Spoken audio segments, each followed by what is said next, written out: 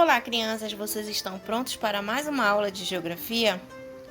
Hoje nós estudaremos o capítulo 6, Produção e Trabalho no Brasil. Para acompanhar esta aula, pegue seu livro e abra na página 68. Ao longo da história, as atividades de trabalho se desenvolveram de diversas maneiras, tanto no meio rural como no meio urbano. A pintura abaixo da artista Tarsila do Amaral retrata o início da industrialização no Brasil, período em que as fábricas concentravam grande parte dos empregos nas cidades. Observe atentamente a obra. O que é possível dizer sobre as pessoas retratadas nesta obra? Pois bem, é possível dizer que são operários, trabalhadores que atuam em fábricas e também que são pessoas diferentes entre si. Há negros, pardos e brancos, mulheres e homens. Em sua opinião, atualmente a indústria brasileira ainda concentra tantos empregos quanto no passado? Pois bem, eu acredito que pela quantidade, pelo aumento populacional, houve diversas mudanças nessas questões do trabalho, dos empregos. Porém, ainda há uma concentração maior de empregos na cidade. E há empregos que antes existiam que hoje não existem mais, e vice-versa. E eles estão cada vez mais relacionados entre si, essas atividades econômicas, como na indústria, o comércio, a agricultura, elas mantêm uma relação mais forte entre si. O trabalho no Brasil. A história do trabalho no Brasil é marcada pelo longo período de escravidão e pela inserção da mão de obra imigrante para o trabalho nas fazendas de café e na indústria no início do século XX. O trabalho escravo, negros, africanos e indígenas. O trabalho escravo predominou do início da colonização portuguesa até 1888, quando foi abolido. A população escravizada, negros, africanos e indígenas, não recebia pagamento nem tinha qualquer direito. O longo período da escravidão no Brasil atrasou o desenvolvimento político, social e econômico do país, com reflexos até hoje na sociedade. O trabalho livre também ocorria em menor proporção, desde a colonização, em diversas funções na lavoura e na mineração, por exemplo. Ele passa a ser regulamentado no final do século XIX, no contexto de incentivo à imigração europeia. Ao longo do século XX, com o desenvolvimento industrial, as atividades de trabalho nas cidades se desenvolveram com maior intensidade e vários direitos trabalhistas foram conquistados. Os tipos de trabalho. De modo geral, as diversas atividades de trabalho podem ser organizadas em formais e informais. O trabalho formal é aquele legalizado perante o poder público. Nesse tipo de trabalho, há pagamento de impostos e taxas, e os direitos trabalhistas são garantidos ao empregado, como salário, férias e licença maternidade. Na década de 1940, o governo de Getúlio Vargas, com o crescimento da atividade industrial, as leis que garantiram direitos trabalhistas foram organizadas na Consolidação das Leis do Trabalho, a CLT, de 1943, que resultou na criação da carteira de trabalho.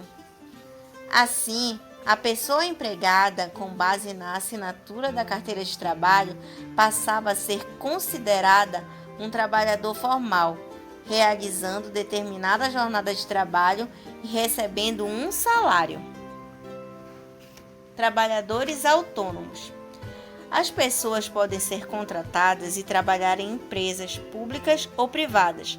Há também aqueles que exercem atividades econômicas por conta própria. são os trabalhadores autônomos. Advogados, feirantes, médicos e pedreiros são exemplos de profissionais que costumam trabalhar como autônomos. Atividades informais. As atividades em que não há vínculo com o empregador, nem salário fixo ou garantia dos direitos trabalhistas são consideradas atividades informais.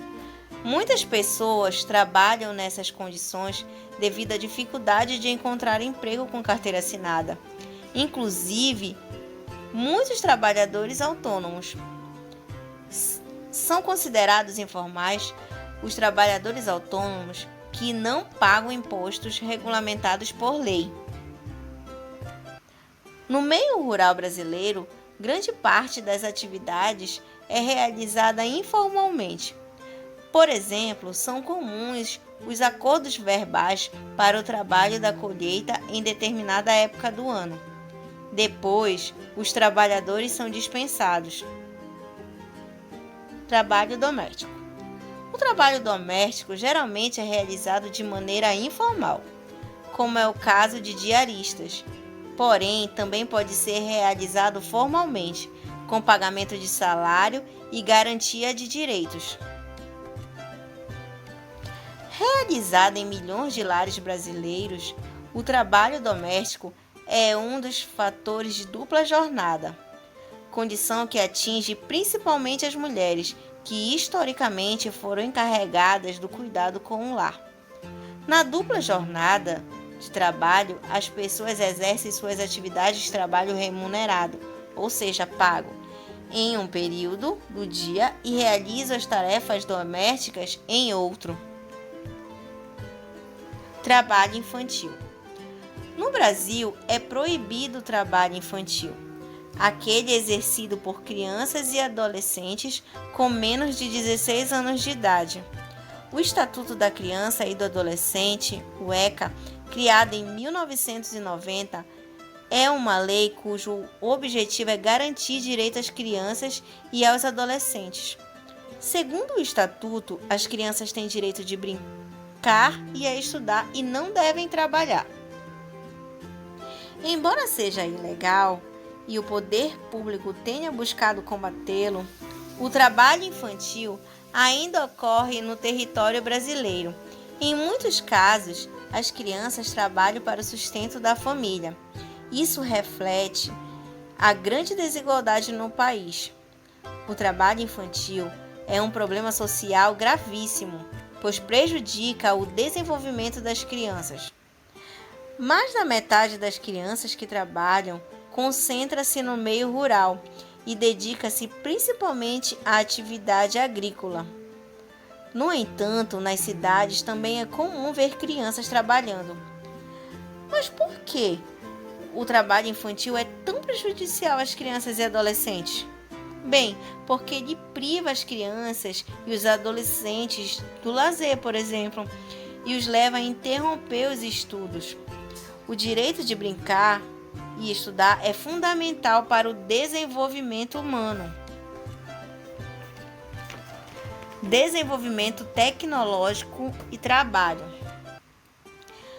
As técnicas são o conjunto de modos de produzir mercadorias ou de oferecer serviços.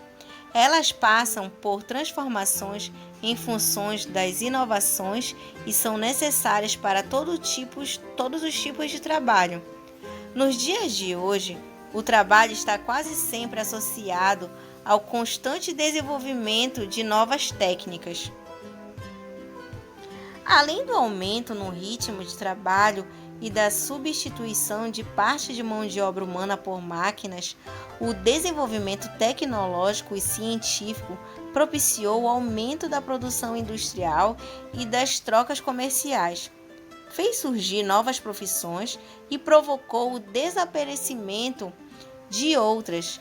Tornou ainda mais necessária a qualificação profissional e possibilitou o trabalho à distância e novas formas de organização do trabalho. Agora eu vou ler um texto